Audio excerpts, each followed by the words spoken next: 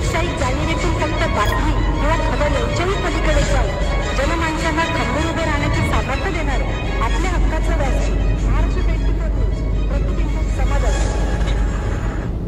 लोणार येथील भूमिगत गटार योजनाविषयी कोणती माहिती न देता नवीन रस्ते फोडणे सुरू आहे याची संपूर्ण माहिती द्या, अन्यथा आमरण उपोषण करू असे शिवसेना उद्धव बाळासाहेब ठाकरे पक्षाकडून इशारा देण्यात आला।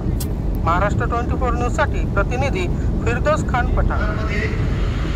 भूमिगत गटार योजना, या गटार योजनेमध्ये या लोणार शहरामध्ये किती लोकसंख्या आहे, या लोकसंख्येच्या हिशोबाने किती व्यासाची पाईपलाईन टाकायला पाहिजे याचा कुठल्याही प्रकारचा नियमबद्ध किंवा सायंटिफिक दृष्ट्या विचार न करता ही गटार लाईन टाकण्यात येत आहे।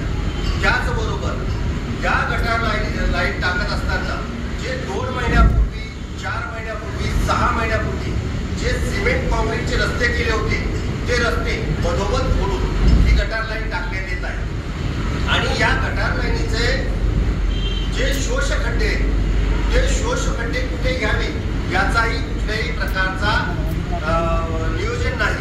आणि जे 4 शोषखड्डे माळीवाड्याच्या शेजारच्या भागामध्ये घेण्यात येत आहे, ऍक्च्युली ते सरोवराच्या परिसरामध्ये येते आणि पुरातत्व विभाग आणि सरोवर संवर्धन समिती यांचं कुठल्याही प्रकारे परवानगी न घेता हे शोषखड्डे 30 फूट खोल आणि 12 फूट रुंद असे शोषखड्डे घेण्यात येत आहे।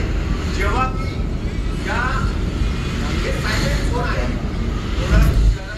लोणारच्या सरोवराचं सायलेंट झोन आहे आणि या सायलेंट झोन मध्ये 30 फुटाचे खड्डे घेण्यात येत आहे।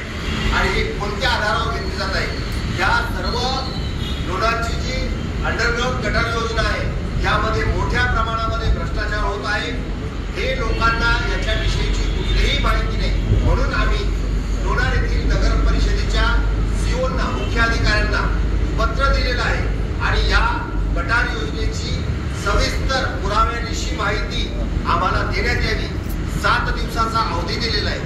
जर 7 दिवसामध्ये ही माहिती आम्हाला दिली नाही तर आम्ही 8व्या दिवशी म्हणजे 7 तारखेला आमरण उपोषणाला या नगर परिषदेच्या समोर बसून असा आम्ही निश्चय केलेला आहे।